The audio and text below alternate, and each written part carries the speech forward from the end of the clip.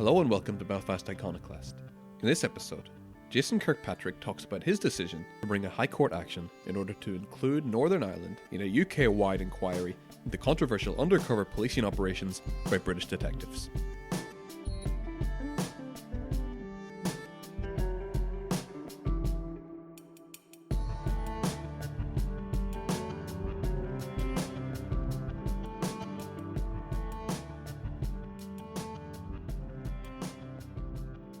A number of years ago, it was revealed that Mark Kennedy, an undercover operative for the London Metropolitan Police, had infiltrated a number of environmental activist groups across Ireland and the UK. In the aftermath, an inquiry was opened up in the UK in order to examine accusations of wrongdoing on behalf of undercover officers.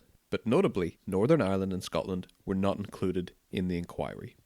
US national Jason Kirkpatrick, who was befriended by Mark Kennedy as he was working as an undercover officer, claims that the inquiry should be extended to include Northern Ireland.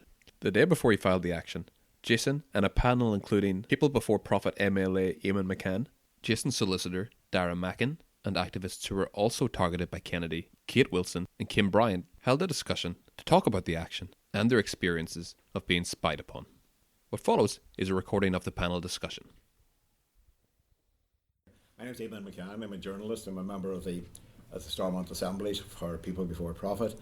But my function here mainly is just to introduce people who are far closer to the subject we're scrutinising tonight than I've ever been. So you say this would be, in Northern Ireland we've got a tendency to see our problems as unique and to understand them or try to understand them solely in the perspective of our local politics. But sometimes we mistake great issues for little local issues, and the whole idea we think we know about undercover police and all that and that threatens and undermines democracy and so on. And we sometimes think that's a function of the political instability and just the whole irrelevance of because the way politics is structured around the idea of communal identity here and nothing else matters. All sorts of things go unnoticed or at least unaddressed. So it's the way forward about Jason B and Kim and Kate and all we'll be talking about really and Dara is the fact that when they said they set up an inquiry into all this across the water, they don't include Northern Ireland. Because they think, well, that's a pretty strange place over there. This is one of the reasons. So you wouldn't know what to be up to over there. And that policing has different connotations in the north than it has across the water. So it's outrageous things can happen in Northern Ireland and be regarded as normal, but they're not normal. They're not normal. Just because there's other things going on of a more violent nature. They're not normal. And it's important that we stand up against them. And we'll hear what we're standing up against. Who do we say? I forget who was going first. I guess I'm Winston. Right. Okay. Yeah. Right. And I'm Jason. I'm the lucky guy that gets to bring a big lawsuit forward, a big case tomorrow that Derek gets to argue in the High Court. You're welcome to attend tomorrow, 9:30, is it? 10 o'clock at the High Court tomorrow. It'd be great to have you along. And so myself and Kim Bryant here and Kate Wilson, we're three activists who you're going to hear from us all, but we three are people who got to meet Mark Kennedy, an undercover officer, which we didn't know at the time. Mark Stone, he told us was his name, was undercover cop, and we three are chosen as core participants or kind of expert witnesses at this judge-led inquiry in England and Wales, and we're trying to get that broadened up to Northern Ireland. I'll just start at zero for me. My name's Jason Kirkpatrick and I come from California, and back there I did lots of kind of environmental activism and social justice things, campaigning on all sorts of issues, whether it was labour rights for migrant workers in California, saving old growth forest, a lot of social issues as well, and I was actually a Green Party city councillor at the time in California, Arcata, California, and was really active working on sustainable development issues. And then I finished that post and got a placement here in Derry. I ended up moving over and doing a placement for a small place called the Foyle Basin Council, a sustainable development project. I ended up moving a block away from Eamon, meeting him, doing some campaigning against bombing in Belgrade back then. Then I moved to Belfast. I lived here for 2 years, from 1999 to 2001. and did kind of cross communities, sustainable development projects, was around gyros, which doesn't exist anymore, and does it a bit? It exists? Yeah. It's reborn? Yeah. Fantastic. Well, I'll get time to see it. I don't know. My favourite place here, I was in the Belfast Food Co-op and worked on lots of projects here with loads of folks. I know a couple of you for quite a few years. And then I moved to Berlin in 2003. And then Kim, who I'd known for a few years, we were talking and Kim said, she'll tell you a bit more, but Jason, we're coming over to Dublin and Clare and Northern Ireland doing this info tour, which I'll let her talk about. But that was where I met Mark Kennedy, this undercover cop, and we drove around. We came here. I guess I'll leave that to Kim and spring forward to finding out. Like, I found out a few years ago when a friend of mine sent me an email and said, "Hey Jason, have you seen this link?" And I clicked on a link, and it said Mark Kennedy exposes undercover cop. And by that time, I'd known this undercover cop for about 6 years, 5-6 years. He was undercover for 7, and he was someone that I considered a very good friend. We had really good times, went out for a number of pints here and in Berlin. He visited my home, had a relationship with a friend of mine, a woman who was together with him for about a year in a long-distance relationship. That woman met him also in Dublin and got an apology from the police last week. The Metropolitan Police said that they admit that they violated her human rights by having a kind of uncontrolled undercover officer be in an intimate relationship. And kind of since that day, 2010, I've been working, starting slowly and then a bit more and more, saying, we've got to look into this. Has to be looked into. This is what this guy's been doing, is like political policing. And a lot of the British activists, maybe Kate will talk more about that, but they've moved along and they've exposed not just Mark Kennedy as an undercover cop targeting political groups, but 17 undercover police have been exposed now. 17. And we've been pushing really hard, and after a number of years, for a lot of reasons that we'll hear more about, finally Theresa May in 2015 said, okay, it's a big enough case. Yes, this is a very, very big case. We'll make an inquiry for England and Wales. And for me personally, this is a big problem, because I did visit this undercover cop, Mark Kennedy, when I thought we were friends, Mark Stone, at his home in Nottingham.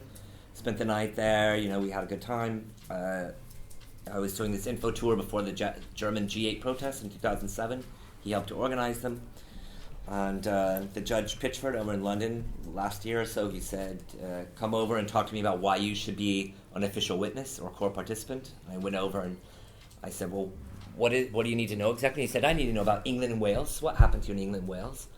And this made me really angry, because if you kind of follow the evidence trail, Mark Kennedy's evidence of this undercover political policing unit, he spent most time with me and him. The most time I had with him was in Scotland and Germany, a bit of time in Northern Ireland, a bit of time in the Republic and in England. But I really want to know why he's spying on me, especially the time he spent in Scotland and Germany and here in Northern Ireland. So we've been campaigning now to get that inquiry opened up, because Kennedy was in as many as 22 countries. In Germany, we've exposed through questions in the parliament. We've got some friends in the parliament. They've been asking questions like, why did Kennedy come to Germany? And it's come out, well, Germany and all other European Union nations are a part of a group called the European ECG, European Cooperation Group on Undercover Activities. And they regularly exchange undercover cops all over. And we've been asking, well, if Kennedy's violating laws and so on and doing this kind of stuff in England, and there's an inquiry there, why isn't it everywhere else?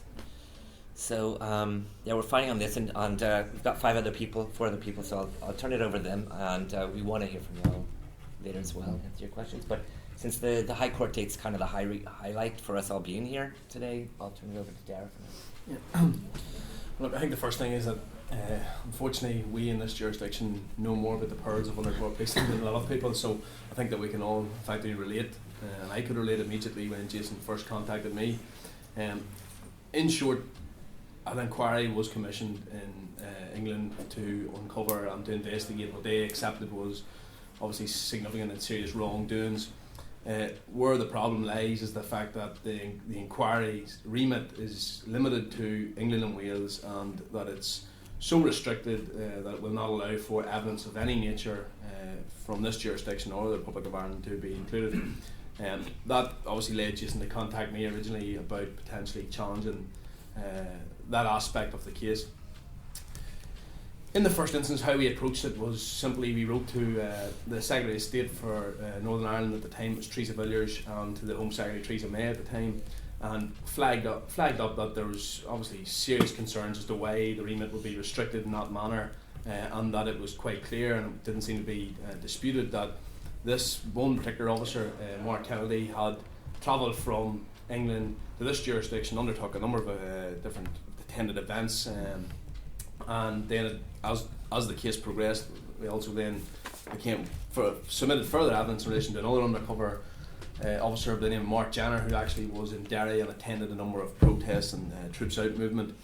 So the point became that it was quite simple, it was quite obvious, why is it irrational, or why would such a decision be taken to deliberately exclude one aspect of the evidence when it's clearly relevant and it clearly goes to investigating and determining the issues. The reality, it seemed to be from the start, was that they are concerned and conscious that if they extended the scope to include this jurisdiction, it would become a de facto troubles investigation, and that obviously was quite concerning for them. But as the matter progressed, more and more came to light. The matter was initially passed to David Ford, the then Minister of Justice, who effectively confirmed that at the time when he was Minister and he had carried out an immediate review, it became apparent that nobody in this jurisdiction was aware that there were undercover Met officers here, and that they were in any way engaging in any kind of unlawful activity. They didn't even know they were effectively present. They had not been authorised, they had not received any correspondence, and they did not retain any material. That gave rise to concern within the Minister of Justice, his office, and he effectively at that stage corresponded directly with the Home Secretary, making a request that the matter should be extended to include this jurisdiction.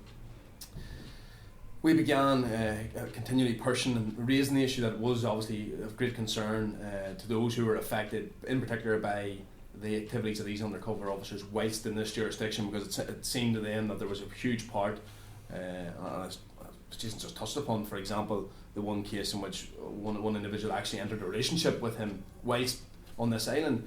So it became obvious that the ability to follow the evidential trail was significantly constrained. At that stage, Claire Sultan, the then Minister of Justice Claire Sultan, came on board and again began commissioning a further review, tasked the PSNI, the Chief Constable, to investigate and to revert back. And again, it came back that they were concerned that they had no prior indication, had no notes, had no records that they had ever been informed, and that there seemed to be a huge gap in accountability. For us, that seemed to give us a bit of wind in the sails, effectively, because it was an even stronger argument as to why there should be there's a need for an investigation. You effectively have these officers operating without any kind of accountability or oversight. What then became to light again was a further significant development, and it is that the Met effectively disclosed to the Minister of Justice that whilst they were here, they didn't just undertake activities within the Metropolitan's remit or aims, effectively, in the sense of surveilling Kate, Kim and Jason. It was more than that. They also undertook and were involved in, we know of 2 protests in relation to the Troubles at the time. So the point became immediately clear that, hold on a minute, they don't just possess material that's relevant to the Pittsburgh inquiry, but they also possess material that's relevant to perhaps ongoing investigations currently within this jurisdiction. At that stage, we then cranked up the pressure and said, enough's enough. There's that in itself is a compelling case for an investigation. That is a compelling case that Pittsburgh should be extended to ensure that any material whatsoever relevant to the investigation ongoing and potentially further investigations in due course should be disclosed. Bizarrely, what we had then is a situation where we found the Minister of Justice, for once, arguing with us in making the case unequivocally clear that it should be extended to include this jurisdiction. In particular, the word used was that it is absolutely imperative that it should be extended to include this jurisdiction. What we simply had then was a point blank refusal by the Home Secretary on the basis that it would simply cost too much and it would turn into a much wider investigation, and that was the basis in essence, the way she wasn't minded to extend the inquiry.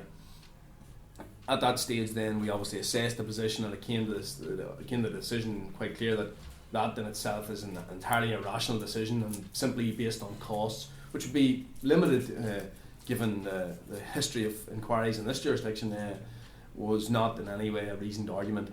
And that's when we began the High Court proceedings, which are now obviously listed for tomorrow. Basically, the essence of the case, it's quite simple. It's quite a narrow issue, despite the complexities and the much wider grand scheme of things.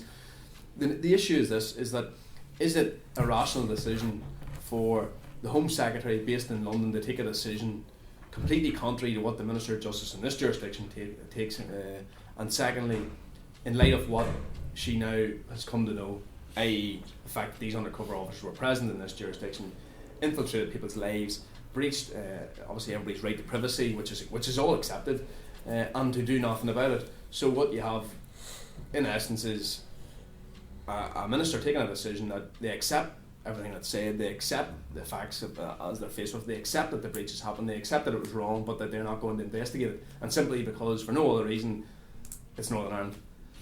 So that's the basis of the case, and the reality is that the points I think speak for themselves. It's clearly irrational and disproportionate when you have somebody's right to privacy engaged, when you have the facts as they are presented. For any kind of reasoned decision maker to take that decision, we say is unlawful, and it goes kind of quite some distance when you look at the Minister of Justice, who we would say is in this position arguably better placed than a minister sitting in England, who hasn't obviously reviewed the extent of the material in Northern Ireland, and who maybe in some ways is deliberately closing their eyes to what potentially could be uncovered. And we say that in short that makes it an unlawful decision, and the basis of the case then is therefore to quash that decision, to try and ensure that Pitchford can simply, and to put it simply, is to follow the evidential trail when it comes to investigating the breaches, when it comes to investigating the allegations, that they're simply allowed to review and assess the allegations in this jurisdiction, as opposed to, we go up to a point, and I think as Kate put it earlier on, once the ferry leaves, the evidence stops, and then until the ferry comes back, the case starts again. It's simply ridiculous, and it's irrational by anybody's view. So that is in essence the basis of the case, and I think that as we put it earlier on in Dublin, the reality of the situation is that nobody's asking for a multi-million-pound inquiry. Nobody's asking for a huge, big, effective investigation. Quite the opposite of what we're usually asking for in this jurisdiction, to be honest. But the point is that it's a very, very modest request in the contrast, and it's absolutely essential to ensure that there is transparency and there is accountability in relation to undercover policing, particularly against the backdrop of this jurisdiction. Okay. So my name's Kim Bryan. I was involved in 2000 and 2005 with an educational roadshow which set up around the G8 summit that was being held in Scotland in 2005. And as part of this roadshow, we would do workshops around G8 related issues such as climate change and debt, and we would also do this kind of pub quiz thing in the evening, which was meant to be a way of people engaging with G8 matters without it being too heavy. And Mark Kennedy infiltrated this group quite heavily early on in the organisations of the protests against the G8. And at his suggestion, in April of 2005, we came to Ireland, both north and south, to give workshops to activists as a means of outreaching them and inviting them to come and join us in the protests that we were organising against the G8 summit that was going to be held in July of that year. We gave a series of workshops in Dublin, we gave a series of workshops in County Clare, and we gave 2 workshops here in Belfast. About 200 people from across Ireland came to Scotland, not directly as a result of, I can't say it was directly because of the workshops and the outreach that we gave, but I'm sure that it had quite an influence on the fact that we were making connections with people, we were making friends, and that once you've done that, people then felt that they wanted to come to Scotland. And we certainly had some quite good connections with people that were living in Belfast then. And of those 200 people, a number of them were arrested whilst they were at the G8 in Scotland, taking part in actions of civil disobedience against the summit. And for me, I have 2 things with this. For me, one is personally that I probably would never have come to Belfast had Mark Kennedy not paid for me and facilitated my travel to coming here, because I didn't know anyone in Belfast. And it was something that Mark thought was a very important thing for us to do, was to come here and talk to activists and get people from the north and south of Ireland involved in the mobilisation against the G8. And the second thing is that I don't know that those people that we then met would have come to Scotland had Mark Kennedy not facilitated this interaction between us. So it's not just a question that he was spying on people. It's also a question for me of political policing and controlling of political dissent, because in my opinion, we have an absolute right to protest against what we want to protest against. But Mark Kennedy was deliberately setting up situations, manipulating them and coercing people to participate in things that they arguably would not have participated in if he hadn't facilitated them. And so for me, these are the really big questions I have about my role in things, but why I want things to be opened up, and I want this question to be asked in Northern Ireland, because there was people here that came to Scotland that may not have come had Mark Kennedy not facilitated that. And I think that raises very, very serious questions about political policing. Okay, hi. My name's Kate Wilson. I've been an environmental and social justice campaigner for more than 20 years now. And I'm here as part of the campaign group Police Spies Out of Lives, because I'm one of a number of women who brought cases against the Metropolitan Police because of long-term intimate relationships that we had with men who then turned out to be undercover police officers. In 2010, I found out that my partner, Mark Stone, had in fact been, well, he wasn't my partner at the time, we were together between 2003 and 2005, and then we remained very close friends, and right up until August 2010 was the last time I saw him, and then in October I received a phone call saying that he had in fact been an undercover police officer.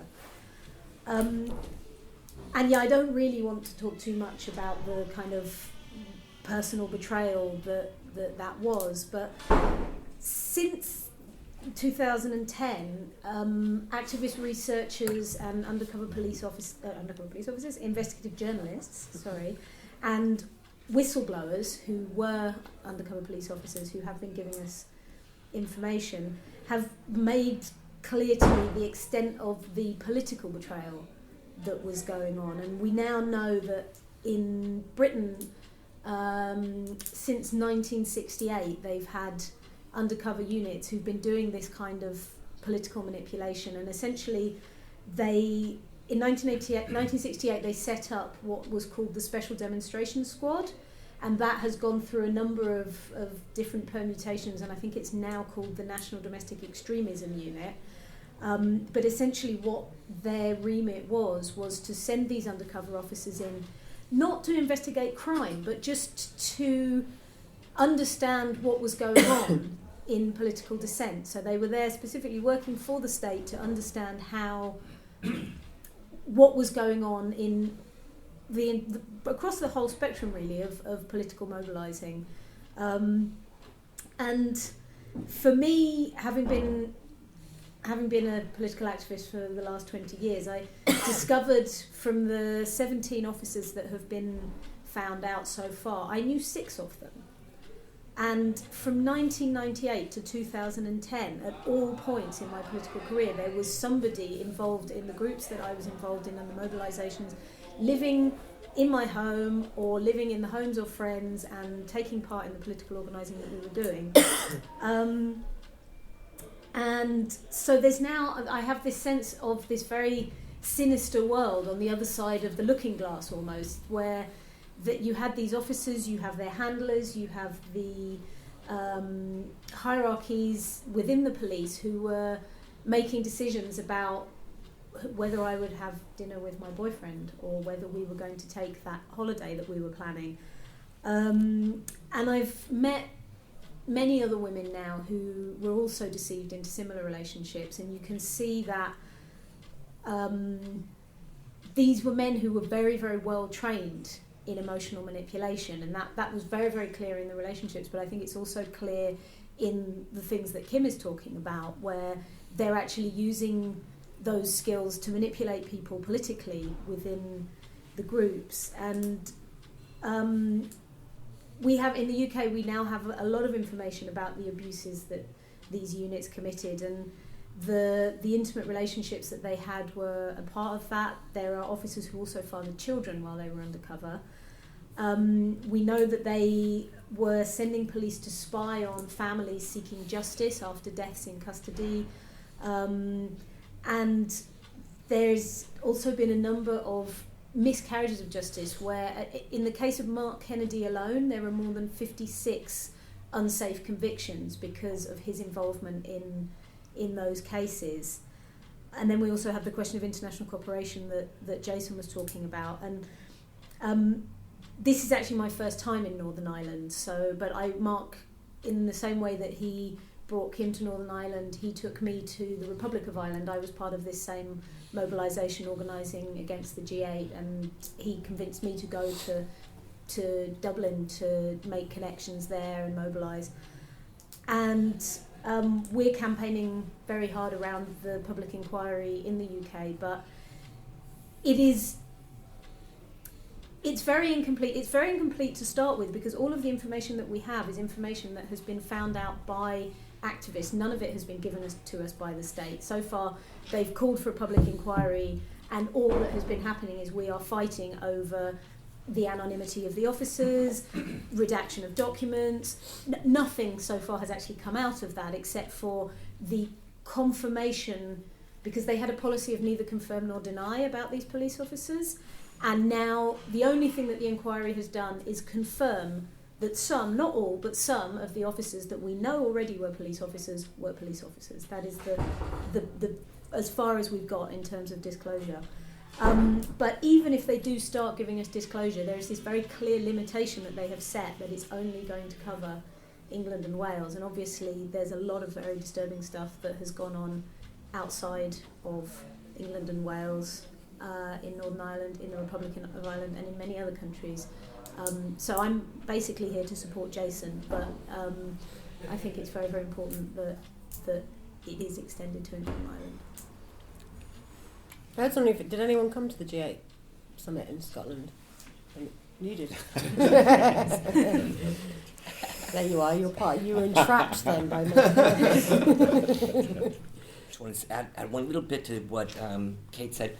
We haven't gotten very much yet, but on the edge, we're pushing for what the police have admitted they have is a file of 1,000 groups that they've targeted. Yeah. They say they know, they have a list. We target 1,000 groups, like political groups. We know they targeted anti-apartheid movements. Because it's not just, Kennedy was like the tip of the iceberg, it's political policing and a special political policing unit. Started in 1968, the Special Demonstration Squad. We know they've spied on 1,000 groups. They have that list, they're sitting on it. And we and our lawyers have pressured them saying, you have to release this list. And I am going to be dead curious to see if any of those groups were also active in other countries. Or the Dissent Network, we know, was one in the Scottish G8. They also existed in Germany in 2007, and then Kennedy came over with me. Is there going to be a group that was active in Northern Ireland? This is... Undoubtedly. No, there you're our legal expert here.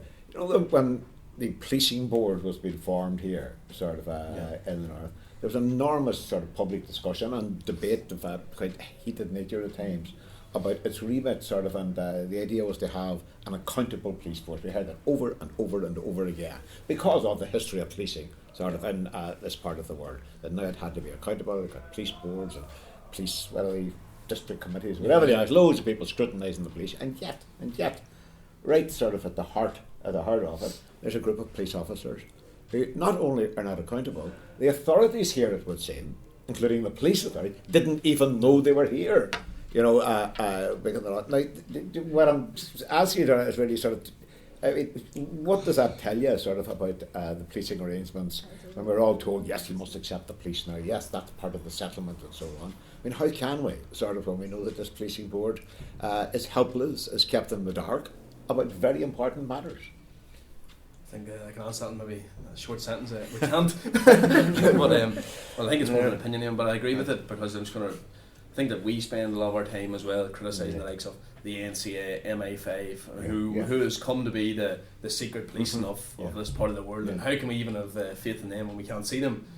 And then we hear about a unit of police officers, undercover officers, coming the whole way from London and not telling anybody about it, and there's absolutely no element of accountability.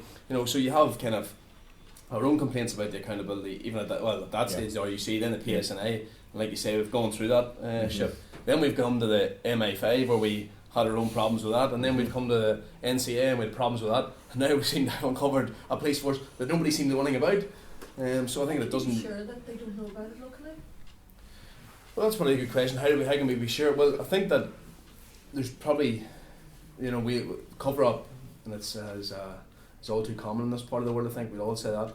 I think the one thing that would give me some confidence is that I have never seen it. I'm not sure. I know that we've had many conversations about it, and it never has existed that to go to such a level that the Secretary of State would obviously endorse the Minister of Justice's comments that she knew absolutely nothing about it. And it's not just one Minister of Justice, it's two Minister of Justice's succession. Further than that, the Chief Constable said he didn't know anything about it. And when that's put to the Metropolitan Police, they never refuted or denied that assertion that they didn't tell or notify the respectful authorities. So I think that it is extremely rare that you'll ever see that. I'm sure we'll never see it again. So I think that in itself... On balance, you would say? Yeah, on balance, absolutely. I think that we've seen, for example, the police from Bahrain arriving. We've seen, the limited communications with respect to MI5. We've seen the NCA appearing before anybody knew they were here. And when that was challenged at that time, there's always one case about when the NCA hadn't effectively been authorised here, hadn't received cross-party support or something. And there was an extradition case, and the NCA turned up to pick up the prisoner from McGabry, and it then became clear, well, hold on, they're here all along. That wasn't refuted or denied because the reality is the writing's on the wall. It's very, very rare that you'll ever see the Secretary of State, the Minister of Justice, and the respectful police authorities accepting that is the case.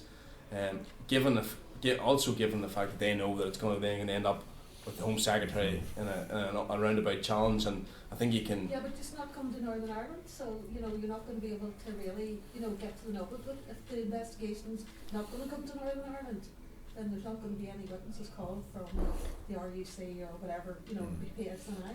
Well, that's exactly the point, because put it like this, if the basis for our challenge, which it is, right, this is effectively an unaccountable police force whilst they were in this jurisdiction. So effectively they had... And I think I give the example of the evidence stopping as you get on the ferry, and then the evidence continuing as you get back off the ferry. The other way, it works the other way too. An undercover officer is accountable until, allegedly accountable until he gets to that, onto the ferry. He then gets the ferry to this part of the world, and he can simply act without any accountability or transparency by the authorities in this jurisdiction. And then he returns, and then again he obviously begins reporting to the Met. Obviously that's a very, very kind of black and white example which doesn't read across, but look at it from the other's perspective as well. If the basis of our challenge is that exact point, that they were unaccountable whilst they were in this jurisdiction, and this becomes then part of the Minister of Justice's big gripe, and part of the PSNI's gripe in respectfully replying to the Minister of Justice, and it goes to the Home Secretary, is the easiest answer for the Home Secretary at that stage not to say, what he's all talking about, sure, we notified X, Y and Z and they were accountable, what's the big problem? The position is that that's not the response the Home Secretary adopted. The position the Home Secretary adopted is, no, sorry, it cost too much to conclude Northern Ireland without any basis, without any caution. So. In England and Wales, does it look like there's the potential for, we talked a little bit about emotional and political manipulation, would there be the potential there to retroactively wipe their records clean? I mean, if you could argue the case that just only through that whatever pie at that police officer because Mark Kennedy was there and Mark Kennedy kind of egged him on to do it. Is that a potential there? That's already happening. I mean, like the 56 cases that I talked about are cases of convictions that have been overturned because of the involvement of Mark Kennedy, and Mark Kennedy is one of 17 officers that have been identified. There are other cases that are being overturned. I mean, they're talking about hundreds of miscarriages of justice as a result of this, and people who are having their criminal records changed and who are having their convictions overturned because actually there were undercover officers involved in the action or spying on the group, and none of that was ever revealed to the defence, and often actually it would have helped the defence if that information had been known. On the issue of agent provocateur thing, it's very relevant in my case. I'm befriending Kennedy, knew him for 4 or 5 years, what have you. And he came over to visit me. So I suspect it looks pretty clear. I met him before the Scottish G8 in 2005. He came to visit me in 2006, 2007 in Germany when I was organising the protest against the 2007 G8. And that's clear. But he kept coming to visit me in Berlin in 2008 when the G8's over. We found out from parliamentary questions he had a contract with the German police, who paid his costs as far as we understand. He came over and he spied on me after that, which I don't know why. That's why I want an inquiry in Germany. I want to know why. One night I was walking around with Mark in Berlin around 2008, maybe 2009, after a night at the pub, and he said out of the blue, "Hey Jason, do you know any bad neo-Nazis? Because I've got a crew. We could come over and like sort them out together." And I was just surprised because I haven't been involved in things like that, and I never talked to Mark Kennedy about things like that. I talked to him about G8 and, I don't know, globalization or what have you, many things, but not that. And in Germany, neo-Nazis are a serious problem. You've all probably seen photos. There's 200 people killed by neo-Nazis since the wall came down. But for him to bring that up was out of the blue, and I thought I heard him wrong. And I said, "What did you say?" And he said, "Do you know any bad neo-Nazis? Because I can come over with a crew and we can like sort them out." Which everyone knows what that means, right? I've had to explain that in German, like sort them out. Sort them out means yes to commit violence. So I'd say that's a genre provocateur because I never talked about anything like that, and it would sound really out of the blue. And I asked him clearly, and he repeated this thing. And he's done things not exactly like that, but similar, acting like a genre provocateur in many ways. So if there's 56 cases have been overturned, Kennedy was in, I don't know, as many as 22 countries. It's a bit unclear. He was at protests all over. Are there other people in other countries that are should have overturned convictions? And me and others, we've campaigned in Scotland.